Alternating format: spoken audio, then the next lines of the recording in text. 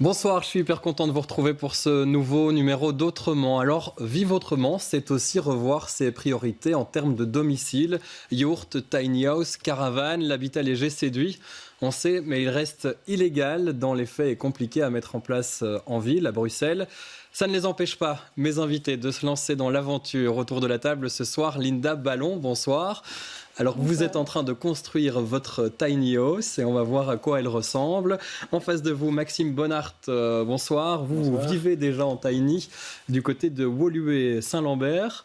Ouais. Ça fait 1 an ? Ça fait un peu plus d'1 an maintenant et nous vivons avec mon épouse et notre fils de 11 mois. Mais dans l'illégalité, vous expliquerez pourquoi. Et puis, autour de cette table aussi, Daniel Mignolet, bonsoir. Bonsoir. Daniel, vous travaillez pour la SBL Habitat et Participation. On connaît cette SBL, notamment, vous défendez souvent les projets d'habitat groupé, mais vous êtes aussi présent pour asseoir des possibilités d'habitat léger. Absolument, oui. Voilà. Avant d'aller plus loin dans le sujet, je vous propose de visiter une tiny house. C'est celle de Maxime et de sa femme Sabine. Nous y avions été cet été. Regardez. Bienvenue chez nous. On vit dans ces 16 mètres carrés. Ici, on se trouve dans la cuisine et derrière moi, c'est la salle de bain. Depuis 1 an, Sabine et Maxime habitent dans une maison miniature à Woluwe-Saint-Lambert avec leur enfant. Une tiny house de 7,20 m de long sur 2,20 m de large avec tout le confort adéquat. Problème, aucune législation n'existe à Bruxelles concernant l'habitat léger. La tiny house de Sabine et Maxime est donc pour le moment hors la loi. Pour le moment, le règlement régional d'urbanisme ne permet pas l'implantation ou la demande de permis pour une tiny house parce qu'elle ne répond pas aux normes d'habitabilité de par son métrage carré ou la hauteur sous plafond. Nous, c'est notre choix d'habiter dans un plus petit habitat qui nous convient tout à fait et qui est tout à fait salubre, mais aux yeux de la loi, pour le moment, on est considéré comme insalubre et donc ce logement est illégal. Trop grand pour être considéré comme une cabane de jardin et trop petit pour un logement. Faute de législation, la commune a exigé le retrait de la maison pour le 1er septembre. Suite à cette décision, le couple bruxellois a lancé une pétition il y a une semaine qui a déjà récolté près de 2000 signatures. Ce qu'on voudrait, c'est que le ministre compétent, Pascal Smet, puisse en fait adapter le RRU, qui est le règlement régional d'urbanisme, pour y inclure les habitats légers. C'est aussi un choix écologique, donc on respecte mieux, on respecte un peu plus l'environnement en tout cas, en étant sur ce type d'habitat. Notre impact est moindre et puis alors ça nous coûte moins aussi en termes d'électricité, de chauffage, etc. Sabine et Maxime espèrent qu'une législation verra bientôt le jour, car ils ne souhaitent tout simplement pas changer de mode de vie.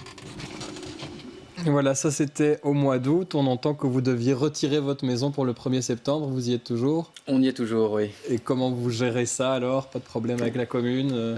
Si, on a eu des problèmes avec la commune et donc eux ont continué dans leur démarche administrative, et ce qui est tout à fait normal. Donc pas au 1er septembre, mais un peu après, ils sont venus à la tiny house pour nous dresser un procès verbal d'infraction pour vraiment constater que nous étions toujours là. Et donc suite à ce PV d'infraction, il sera envoyé à la région, ou il a été envoyé à la région. Et maintenant, nous attendons que ce dossier suive son cours et on verra bien si ça reviendra. Ça peut prendre du temps, donc ça, la commune le sait très bien aussi. Et donc nous, en attendant que ce PV revienne, on espère et on travaille à faire avancer les choses à Bruxelles. Alors, pour préparer cette émission, on a été en contact avec pas mal de personnes qui vivent dans des habitats légers à Bruxelles. Donc il y en a, vous n'êtes pas les seuls autour de cette table. Mais la plupart des gens ne veulent pas témoigner, vu qu'ils sont dans l'illégalité. Vous avez déjà fait le buzz cet été avec la pétition, c'est bon, maintenant tant pis, vous assumez Oui, là maintenant on assume et autant continuer, autant que ça serve justement pour tous les autres, et peut-être qu'un jour ils pourront justement se mettre au grand jour et être fiers d'habiter en habitat léger. Vivre en habitat léger, Linda, c'est ce à quoi vous vous préparez. Ouais. Ça veut dire quoi en fait, vivre dans ces 16 mètres carrés ? Je ne sais pas si la vôtre c'est exactement la même taille. Pourquoi vous avez décidé de changer de vie comme ça pour choisir un lieu de vie assez inédit? Oui, en fait actuellement j'habite dans un appartement avec vue sur un rond-point et un grand boulevard avec plein de voitures, et on ne peut pas dire que c'est franchement un rêve d'habiter comme ça. Par contre l'habitat léger, ça permet de bouger déjà. Bon, j'ai choisi la tiny, pas la yourte. Donc la tiny, c'est ce qu'on a vu chez Maxime par exemple, c'est des petites maisons sur remorque. Ça veut dire qu'on peut les déplacer sur la route. Voilà, tout à fait. Et donc ça me permettra de pouvoir bouger, d'aller, notamment dans ma famille aussi, à 200 km d'ici, plus facilement, et pouvoir vivre ailleurs que dans de la brique enfermée. Je pense qu'il y a un côté aussi beaucoup plus orienté vers la nature, et on le voit là sur les images aussi.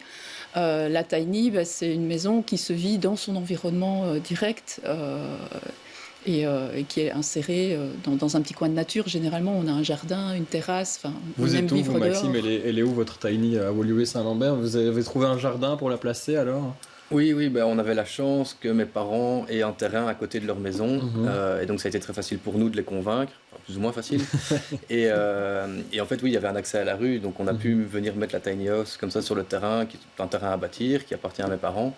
Et du coup, on profite maintenant du jardin, et on s'est aussi construit, c'est construit petit à petit une petite terrasse, un petit potager pour s'y sentir bien. Et comme disait Linda, oui, même si on va dire, les alentours sont assez moches avec les deux façades des deux gros immeubles à côté, finalement, on s'y sent bien parce que c'est chez nous et on l'a mis en place petit à petit. C'est comment de vivre dans un espace comme ça avec un petit enfant, un bébé même, on peut dire, à cet âge-là? Ah oui, lui, il n'a connu que la tiny house. Il est né dedans, ça faisait même pas un mois qu'on était là.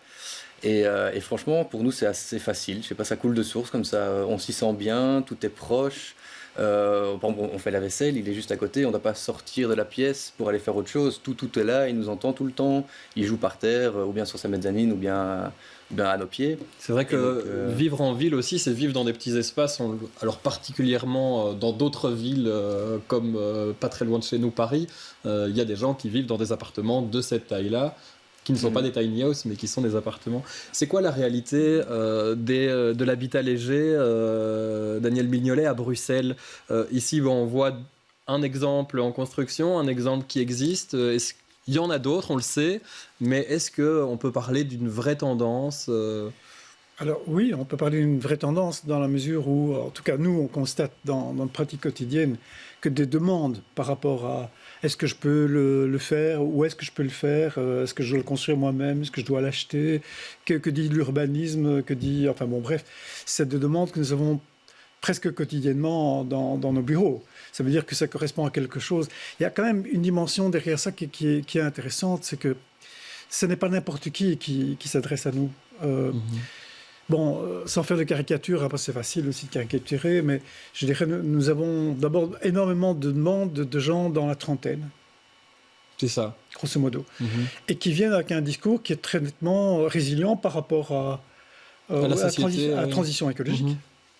Et qui voit donc aussi l'idée de mon empreinte carbone, mon empreinte au sol doit être réduite parce que sans ça, on va à une impasse. Deuxième aspect, c'est que le marché bruxellois en termes de logement est ce qu'il est. Et que pour un jeune ménage qui débute dans l'existence, même lorsqu'ils ont 2 revenus moyens, d'abord acheter est extrêmement cher. Et la location n'est pas nécessairement plus facile. C'est pas impossible, évidemment, mais c'est pas plus facile. Et donc, ils cherchent des positions de repli. C'est aussi l'habitat groupé ou solidaire, mais c'est aussi, effectivement, l'habitat léger. À Bruxelles, c'est quand même extrêmement difficile. Combien ça vous a coûté, Maxime? Vous pouvez nous le dire, vous, votre tiny, vous l'avez construite vous-même, donc ça veut dire que ça vous a coûté en temps aussi, bien sûr, et puis en argent. Oui, si on compte pas le temps et la main d'œuvre, on va dire, en tout, tous les matériaux et tout l'intérieur neuf nous a coûté 30 000 €. Donc on peut certainement faire mieux que ça, parce que nous, on s'est fait plaisir et on a acheté du bon mobilier, un nouveau frigo et ce genre de choses. Donc, Linda, vous partez sur une même tendance pour la tiny que vous êtes en train de construire? Je pense qu'elle va me coûter un peu moins cher quand même. Elle n'est pas finie. Mais je propose justement, j'ai été à votre rencontre la semaine dernière pour voir où vous en êtes dans la construction de votre tiny. Je propose qu'on regarde ce reportage. J'ai un projet ici qui est de construire ma tiny et de pouvoir partir avec elle et être plus libre et plus minimaliste dans ma vie. La porte d'entrée. J'ai aussi prévu une double porte-fenêtre en fait, qui va donner vers l'arrière. Quand on vit en tiny, en fait, il faut, comme l'espace est petit, il faut que le regard puisse, lui, quitter et aller voir loin.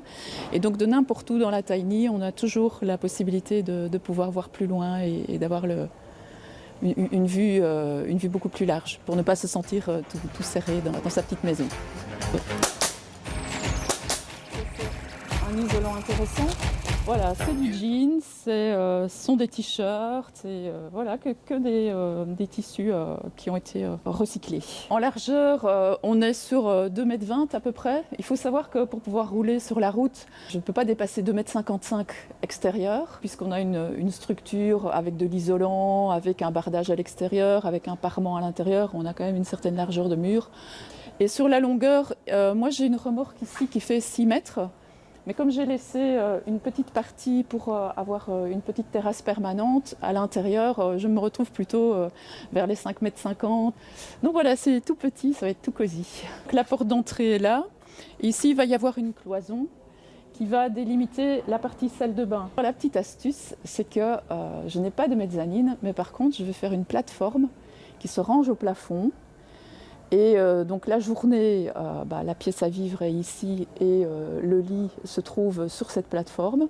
Et le soir, je vais pouvoir descendre la plateforme et la tiny se transforme en chambre à coucher en fait. Ce projet de tiny a un côté thérapeutique parce que j'ai fait un gros burn-out au boulot, vraiment un gros bazar où j'étais vraiment pas bien du tout. Et ce projet m'a vraiment permis de reprendre le dessus. Et là, je sens que j'arrive au bout de la construction. Vraiment, les choses se précisent. Et il y a vraiment une valeur thérapeutique à faire ça. On parlait de résilience, de transition écologique. C'est tous des aspects qu'on retrouve dans votre projet de vie. Linda, c'est suite au burn-out, vous l'expliquez dans la vidéo, vous avez décidé de suivre une formation de menuiserie et puis finalement en découle un projet de tiny. Oui. Vous en êtes où maintenant dans les délais? Quand est-ce que vous pourrez y vivre et où est-ce que vous comptez la mettre surtout? Ici, pour moi, l'objectif, c'est que fin de l'année, elle puisse être terminée, qu'elle puisse sortir. Et puis, j'ai une piste très sérieuse, en fait, un lieu qui a été trouvé pour pouvoir la mettre. À Bruxelles. Pas dire où. Ça veut dire qu'il y a moyen, quoi. Ça veut dire qu'il y a moyen. Mais je pense qu'il devrait pouvoir y avoir des possibilités de faire des expérimentations et de pouvoir tester de l'habitat léger à Bruxelles. Et ça veut dire trouver des jardins privés, ça veut dire des lieux d'espace vert, des lieux agricoles. Il y en a peu, mais il y en a dans la capitale. C'est ça que vous concevez comme... lieu test pour vivre en habitat léger? Effectivement, pour moi, l'habitat léger se conçoit vraiment très facilement avec des projets de type maraîchage, par exemple.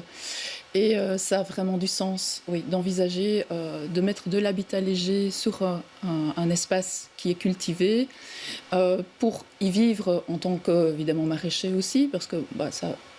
Évidemment, c'est tellement évident d'avoir le maraîcher qui puisse être sur place, mais également pour pouvoir faire de l'accueil et recevoir, pourquoi pas, des Bruxellois ou autres qui viendraient pour un week-end, une semaine, que sais-je. Se former aussi, à l'agricole. Se former, travailler la terre, quitter un peu ce béton et retrouver un autre contact avec la terre, et pourquoi pas repartir avec des légumes ou que sais-je après chez soi.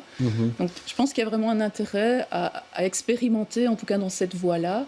Maintenant, il faut que la volonté politique évidemment le permette. Alors pour construire sa tiny, vous nous avez donné quelques trucs et astuces déjà dans cette vidéo. Maxime, vous avez procédé plus ou moins de la même manière. Ça veut dire déjà qu'il faut trouver un grand hangar pour pouvoir la construire et la sortir, parce que forcément, même si c'est petit, ça a quand même une certaine place. On va voir des images du moment où vous l'avez installé, vous l'avez sorti du hangar. Vous étiez où? On était à Machelen. À Machelen, donc presque à Bruxelles. Presque à Bruxelles, oui. Et vous avez trouvé un endroit où vous pouviez louer une zone ou de hangar. Comment ça s'est passé? Oui, ça c'était vraiment aussi un petit coup de chance. Et je pense que la chance aussi, ça se travaille. Et c'est comme ça qu'en fait, via, on est tombé sur quelqu'un qui sous-louait cet endroit-là. Et donc du coup, nous, on est partis aussi... Mais c'était un hangar vraiment pas du tout pratique. Il n'y avait pas d'électricité, pas d'eau, donc on était au groupe électrogène pour les machines. Il était ouvert, moi j'ai travaillé quasiment tout l'hiver dessus, donc je tombais malade toutes les 3 semaines. C'était pas évident, mais c'était faisable et on était bien content de l'avoir. Mais c'est vrai que du coup on a quand même terminé la construction intérieure une fois sur le terrain. Donc là, quand on va la voir bouger, elle n'est pas encore terminée. Elle n'est pas tout à fait finie. Ouais. Et puis, elle arrive sur le terrain de vos parents. Ça fait 1 an maintenant que vous y habitez. Il y a eu cette pétition. Vous en êtes où maintenant dans les réponses des autorités? on laisse un peu traîner, c'est ce qu'on disait en début d'émission, mais est-ce qu'on peut imaginer un changement de ce fameux RRU à Bruxelles ? Nous l'espérons, et de ce qu'on a pu avoir comme retour, mais tout ça est non officiel pour le moment, il n'y a pas encore eu d'écrit des autorités. Nous espérons quand même une petite évolution par rapport à l'acceptation de l'habitat léger, mais de ce qu'on a entendu, c'est plutôt pour des projets sociaux, pour des personnes sans abri, des personnes précarisées. On en parlera aussi, oui. Oui, c'est ça, et à mon avis, ce sera pour du temporaire, parce que ce ne sera pas possible d'octroyer des permis comme ça pour... Comme pour une maison normale au final. Après, parfois, c'est aussi le principe de vivre en habitat léger, c'est que ce soit temporaire et que ce soit déplaçable. Linda, c'est aussi un de vos paris le déplacement. Le déplacement. Oui, tout à fait.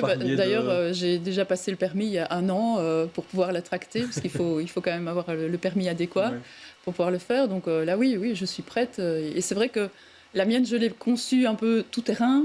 Elle va pouvoir passer dans les petits chemins, se faire cahuter, non, je ne sais pas comment on dit. On comprend, secouer, voilà.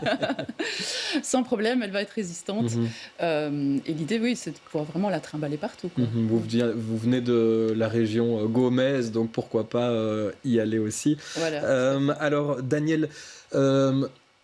est-ce que vous, en tant qu'ASBL, vous travaillez là-dedans, dans le logement à Bruxelles? Est-ce que, on sait qu'en Wallonie, ça a récemment changé, que du coup, c'est plus permis qu'avant, l'habitat léger. Oui. Est-ce qu'il y a un espoir pour que ce le soit à Bruxelles?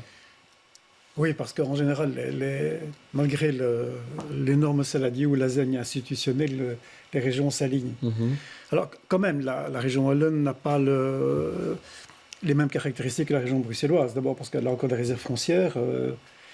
Plus de 60% de la région wallonne est quand même rurale encore. Oui, c'est ça. Je ne parle pas de Liège ou de Mons ou de Tournai, mais donc avec des espaces, ce que Bruxelles n'a pas. Alors effectivement, la région wallonne, suite à une étude que nous avons menée avec des partenaires dont l'UCL et Saint-Louis, effectivement, la région wallonne l'inscrit dans le code du logement. Et c'est intéressant parce qu'une fois qu'un concept est inscrit dans un code, c'est-à-dire dans la loi, on a quelque chose à opposer éventuellement en termes d'urbanisme à des autorités locales en disant « Attendez, ça existe, voilà, ça respecte un certain nombre de normes ». Alors pour Bruxelles, on a l'espoir que ça vienne parce que, en général, comme je vous disais, les régions s'alignent. Oui, c'est ça. Si on l'a fait en Wallonie, pourquoi pas? Oui. Ça se fera certainement un jour, mais certainement autrement aussi, vu les caractéristiques de Bruxelles. Oui, c'est une évidence. Mais je pense que ça se fera. Et ça se fera d'autant plus, me semble-t-il, que certaines communes, et très discrètement, mettent en place ce genre de dispositif, mais alors avec une énorme discrétion, essentiellement à visée sociale. On va le voir, je propose qu'on regarde des images de ce qui s'est passé aussi dans la commune de Woluwe-Saint-Pierre cette fois. Donc ici, ça fait 2 ans déjà que le CPAS a installé une tiny sur un de ses terrains pour que ça serve à des personnes sans domicile fixe. C'est des logements temporaires pour se réhabituer à avoir un logement avant de trouver d'autres solutions via le CPAS. Donc ça, c'est une solution. Nous avions été filmés il y a 2 ans quand ils l'installaient. Et il y a d'autres solutions. Il y a la région bruxelloise qui a débloqué 1 million d'euros pour d'autres solutions d'habitat léger dédiées au social et différents projets qui s'inscrivent dans cette visée, notamment le projet Home for Less de Lilo, qui est spécialisé dans le relogement des personnes sans abri. Alors nous avions aussi été filmés à l'époque de la présentation du projet. Ici, ce sont des étudiants qui doivent imaginer des box in the box, des habitats qui peuvent s'inscrire dans des immeubles vides, par exemple. Regardez ce que ça donne. Visite des lieux pour Michel dans cet appartement spécialement dédié au SDF. Après 11 ans passés dans la rue, il connaît bien les besoins de base et ici, tout semble réuni. Il y a tout, il y a surtout ça, un lit. Surtout ça. Ça, c'est le plus important. Ça, et pouvoir faire à manger et pouvoir se laver, c'est le plus important pour un SDF. Une cuisine, une salle de bain et une chambre à coucher, le tout rassemblé dans un studio entièrement démontable, un vrai challenge technique pour les étudiants. Ça a été assez compliqué parce que justement, vu qu'on visse rien, c'est uniquement un système d'emboîtement. Il y a pas mal de problèmes structurels qui rentrent en compte. Et donc oui, en effet, ça a été un peu compliqué. Des étudiants qui s'apprêtent à passer la nuit dans leur réalisation, une manière de les tester pour ensuite les améliorer. Voilà, ça c'est un exemple, donc ça se passe pour l'instant, les étudiants sont toujours formés. J'ai eu contact avec Lilo, il y a déjà 200 étudiants qui ont été formés pour faire ce genre de box, in the box, et ils espèrent pouvoir accueillir les premières personnes sans abri dans les mois qui viennent.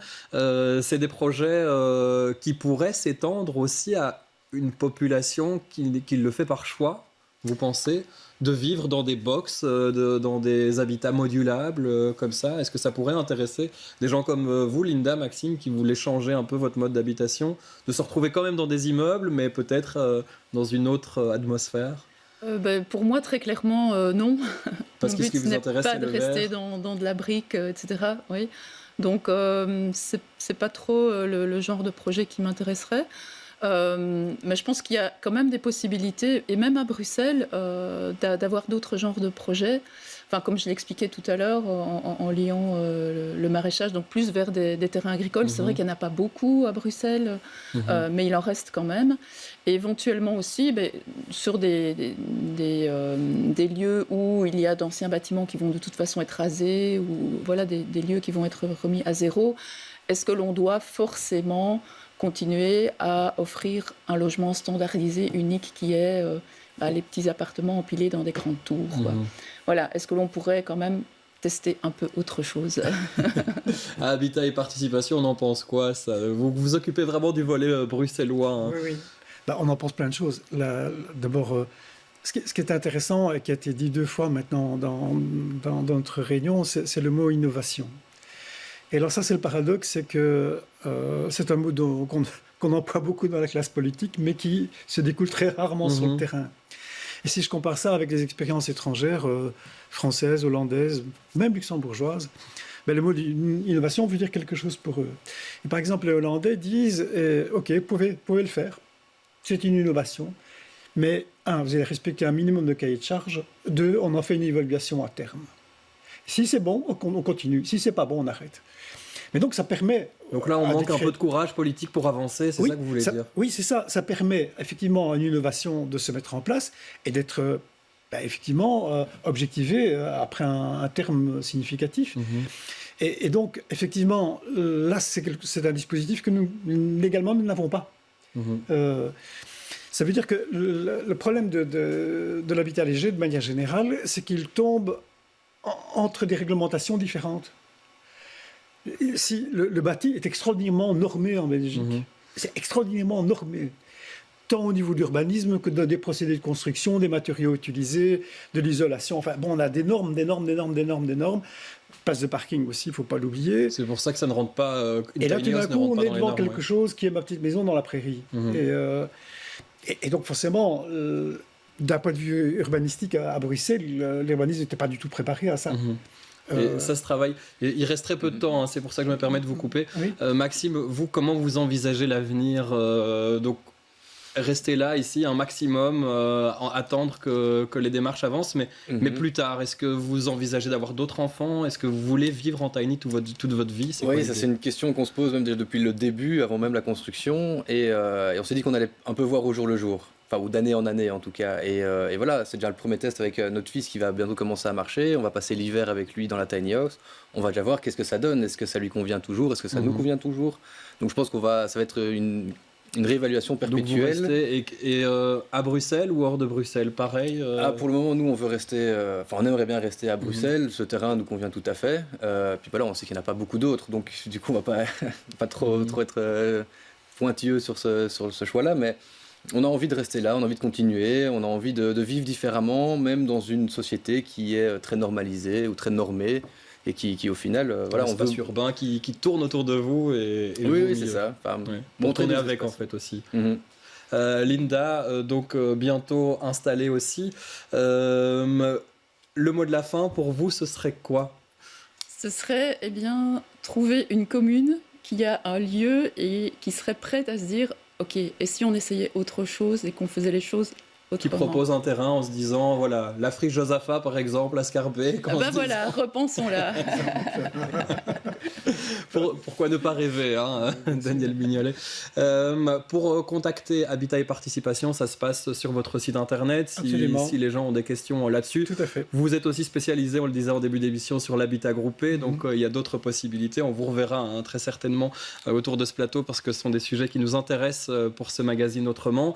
Maxime, votre pétition est toujours en ligne, on peut vous aider, vous soutenir, en tout cas vous avez une page Facebook? On a surtout une page Facebook parce que la pétition a porté ses fruits et nous voulions interpeller le politique, nous avons réussi à le faire, maintenant nous attendons et des députés parlementaires ont repris derrière nous plutôt et donc ont posé des questions et nous espérons des réponses. Donc ça va changer, hein. On sait aussi qu'au cabinet de l'urbanisme ils sont en train de réfléchir à la question, c'est probablement une première avancée. Linda, j'espère que vous nous enverrez des photos de votre tiny fini, on ne dira pas où elle est mais on attend en tout cas avec impatience de voir ce bel objet être votre maison. Je vous souhaite à tous une belle soirée et je vous retrouve très bientôt pour un nouveau numéro d'Autrement.